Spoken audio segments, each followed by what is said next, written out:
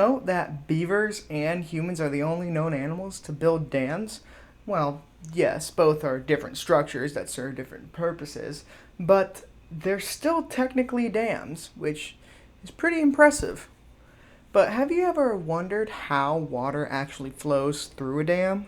No? Well, neither have I up until a couple days ago, but like so many things in life, it's a lot more complicated than it appears. And once you start to get into it, you start to understand a lot more than you ever thought you would know about these certain things. Join me on this video as we learn about the interior flow of dams.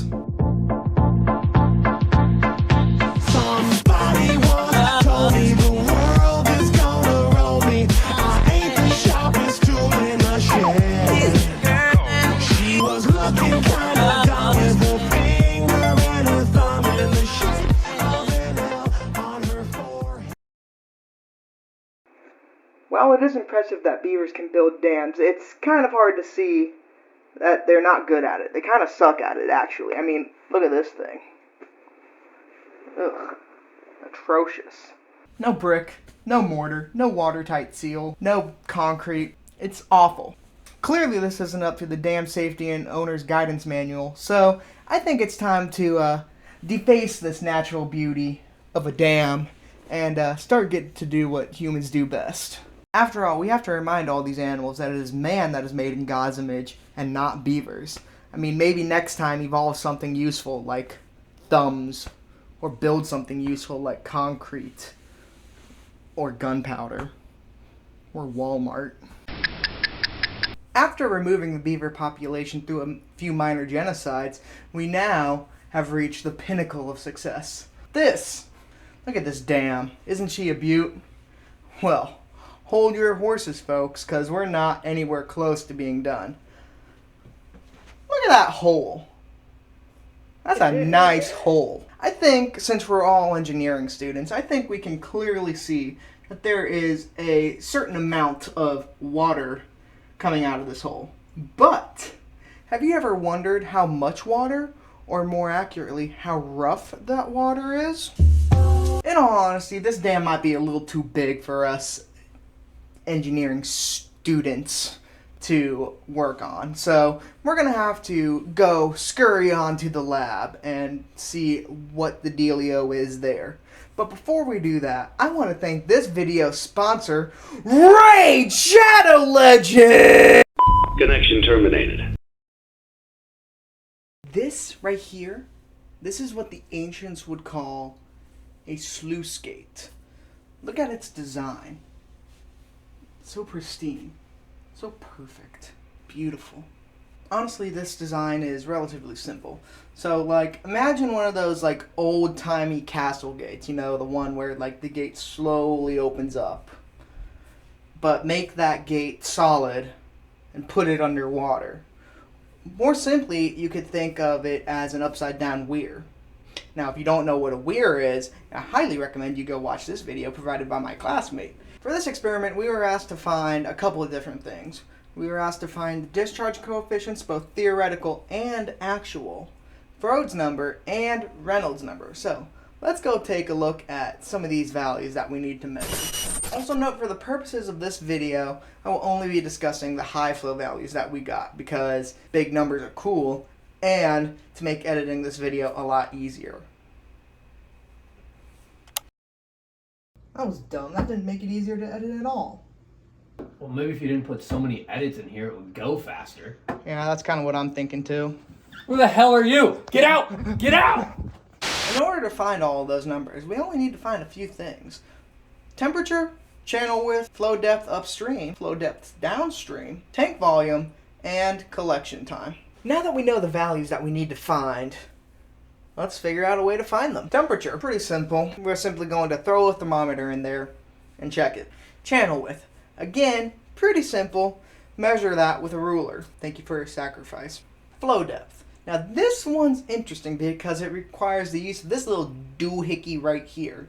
I forgot what the name of it is, but it's definitely a tool that people use to measure depth. It does this by setting a datum at the bottom of the flow channel, and then it slides up with this little pointy thing here that we can use to our advantage. It's actually pretty ingenious and pretty cool if you ask me. So I'm actively editing this now. It is Friday night at 9 o'clock, and I forgot to record the bit where I talk about volume, but that's pretty self-explanatory. Length times width times height. Just thought I'd mention that here, but okay, bye. And finally, collection time. Now, we could use extremely precise and accurate methods that involve supercomputers or atomic clocks, or we can use the tried and true method of simply eyeballing it.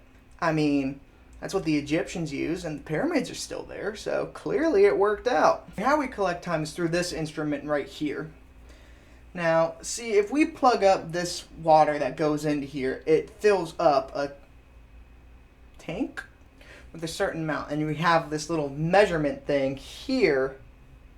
I don't know where I'm going to put it in the video. So here, that can be used to measure how much volume is in there per time. Now that my hands smell like chlorine and we have all these data values, we can simply just put all these values into Excel and compute the following.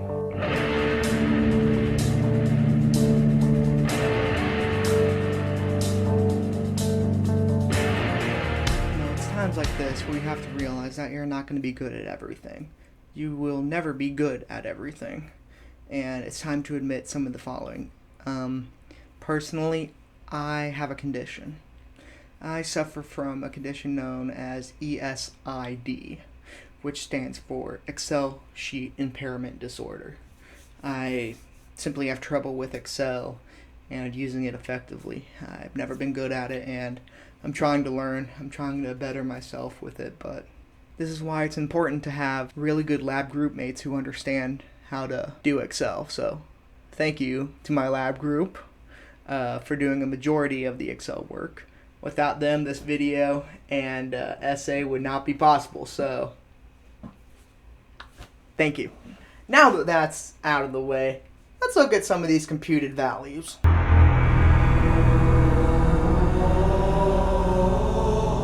Experiment, we are asked to find 4 separate individual values. We'll start with the discharge coefficients. Now, there are 2 separate discharge coefficients, the actual and the theoretical. Each of these have separate equations that help us solve. So let's pop both of these up on screen now. Wow, beautiful. We'll start with the theoretical value. Now, for this, we'll have the y1 value be the independent variable, and we'll put that plot up here. Oh boy, look at that. Now we can see that this graph is pretty cool and relatively straight. Hello again, this is Editor Trey recording on Sunday night now.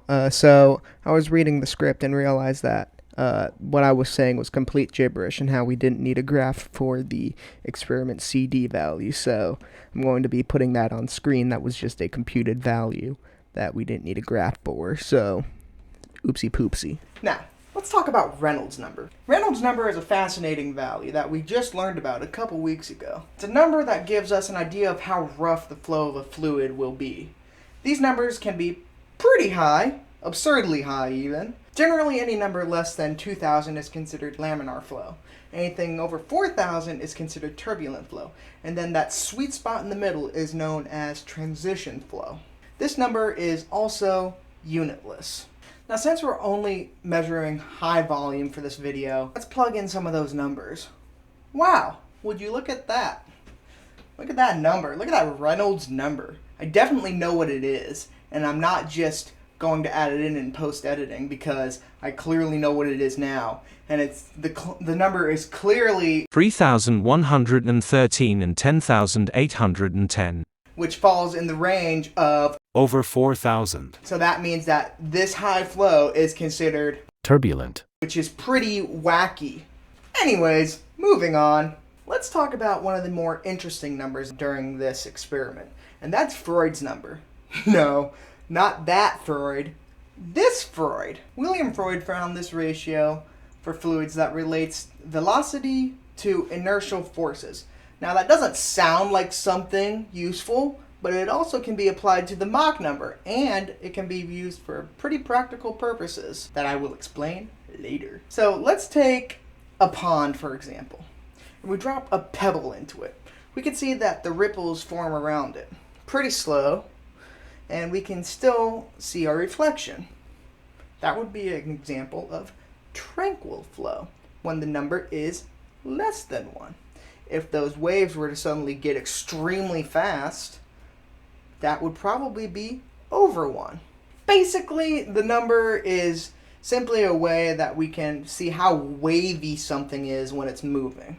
If it's less than 1, the object caught within the wave will only move vertically along the wave when it passes through. If it's greater than 1, it will move with the wave. If it is equal to 1, then that would be critical flow. This doesn't just apply to water. It can be used for many different applications. It can be used to measure the interactions between boulders underground. It can be used to measure movement within sand. Last up, let's take a gander at these critical thinking questions that we were asked for the experiment. Number 1, describe conclusions and inferences you can make from conducting the experiment. Through this experiment, we found that the roughness of the water is massively impacted by the backflow and the opening of the sluice gate. This could be used to our advantage to control the roughness downstream.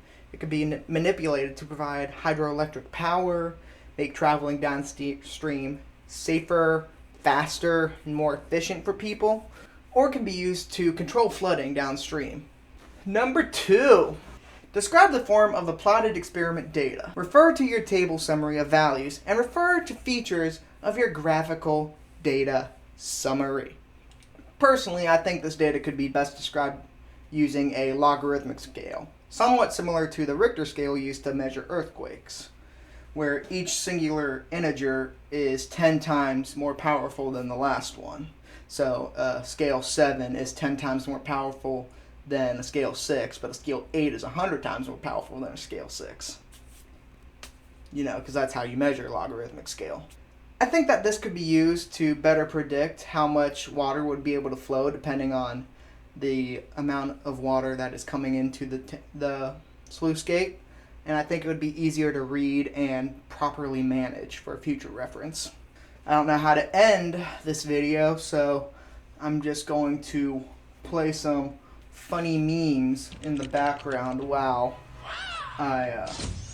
it takes the YouTube time to cut off. So go watch the video with my classmate, and yeah, that's the end of the video. Okay, goodbye.